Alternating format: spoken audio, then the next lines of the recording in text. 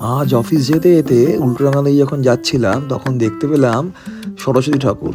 কত সুন্দর সুন্দর সরস্বতী পুজোয় সরস্বতী ঠাকুর বানানো হচ্ছে।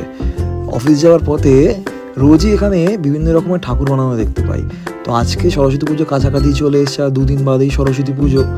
তো সেই সরস্বতী পুজোয় সরস্বতী ঠাকুর দেখবো না সে তো হতেই পারে না।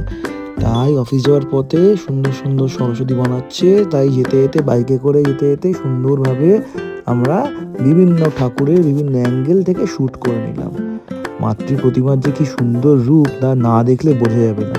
নানান মাপের ঠাকুর, নানান দৃশ্যের, নানান সুন্দর কি মায়ের মুগ্ধ প্রতিমা। হ্যাঁ, এই মাই যখন প্যান্ডেলে যাবে তখন তার রূপ একেবারে ঠিকরে ঠিকরে বেরোবে। সরস্বতী ঠাকুর বলে কথা, বিদ্যার দেবী, অসাধারণ মায়ের মুখ, মায়ের রূপের যা ছটা, আহা তার আর কোনো ঠিক নেই।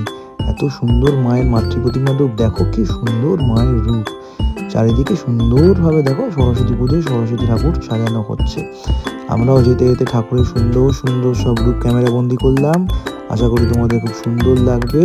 তোমরা দেখো, এনজয় করো, আর কমেন্ট বক্সে অবশ্যই লিখো কেমন সুন্দর ঠাকুরের রূপ হয়েছে। দেখো কি সুন্দর মাতৃ প্রতিমাকে রূপ দিচ্ছে। আহা, মায়ের যে রূপ, এই রূপের আর কোনো তুলনা হয় না। দেখতে দেখতে সরস্বতী পুজো চলে এলো, আবার দেখতে দেখতে সরস্বতী পুজো চলেও যাবে।